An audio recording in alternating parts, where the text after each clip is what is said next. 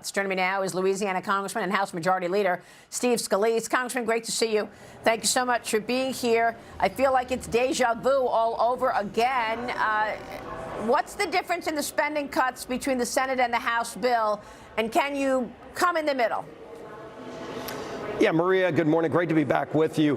And the bill that we worked incredibly hard on in the House laid out a lot of specifics on how far we're going to go on spending reductions. And President Trump is right there with us. You saw, as you pointed out, in his Truth Social yesterday. So, you know, we're going to still make those savings. The Senate is far behind us right now. And you look at their resolution, it didn't go into near the detail. And I think that's what some members, including myself, had issue with. But at the end of the day, all the things we want to achieve in the House product can still be achieved. And the bottom line is we've got to move this process forward, Maria. We can't wait 2 more months for the Senate to get where we are. The markets sure can't wait. The economy can't wait. Families don't want to wait for the relief they're going to get, the certainty they're going to get on locking in tax rates. President Trump needs the money for border security. I was talking to Tom Homan last week. They need more money for deportations. You saw the Supreme Court this morning said they can move forward with deporting these, gang members, hardened gang members. But we've got to get this bill done. And I know everybody's got their questions. It's more to make sure we're going to follow through on the spending reductions, and we will. And President Trump's committed to that. He said it yesterday again in his tweet.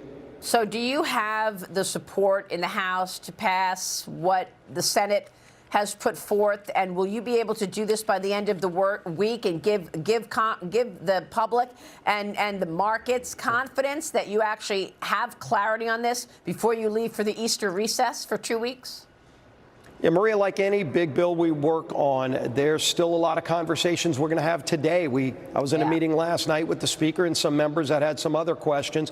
We went through it, and they're in a good place now. But we have other members that will still have questions today. We're going to answer all of those.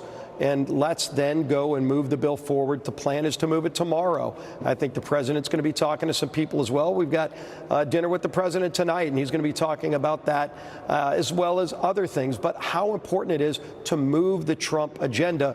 And so much of that, as you ran that comment from the Speaker on Fox last night, all of that is in this one big, beautiful bill. It's not just locking in the tax rates.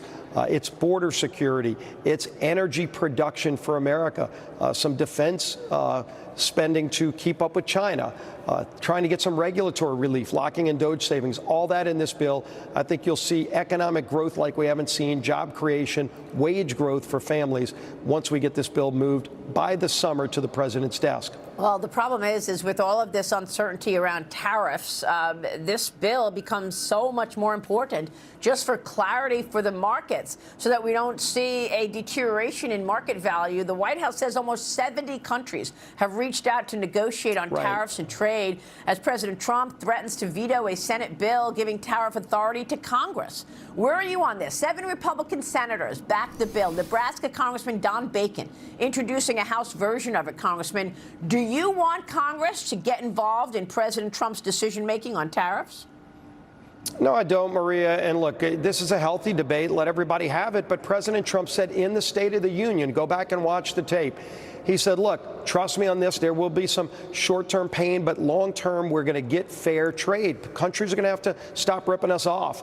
And I think everybody in America gets that, even the people that are concerned about the effects on today's market or even on today's prices. They recognize, China cheats, manipulates currency, all of those things. But other countries are taking advantage of us, too, that are friendly countries. And why are we letting that happen for decades and decades? If we can get 0 tariffs by everybody, look at what you talked about a little while ago with Europe. They have a VAT tax, which is in essence like a tariff on American products. We don't do that to them.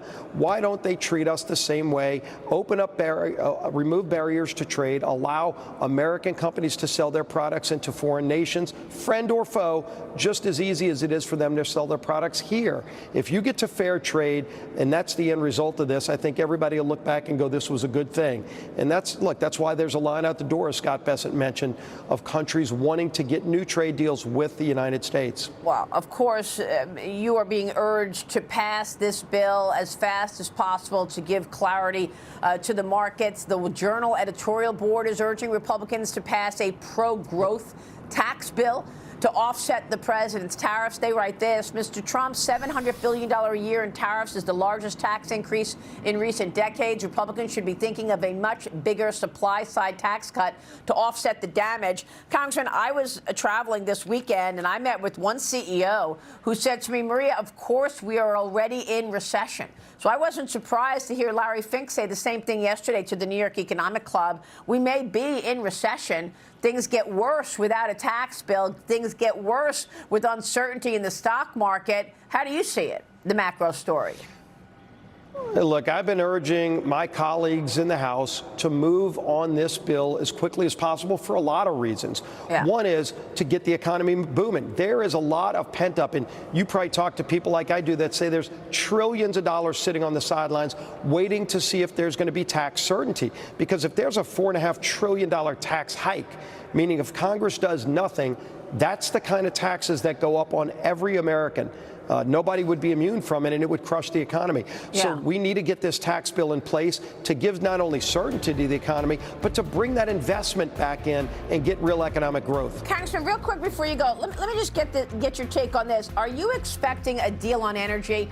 Because the president talks a lot about non-tariff tariffs, right? You know, things that these countries are doing that help their companies and hurt American companies. And he wants a deal on energy where the rest of the world is buying oil and gas from America.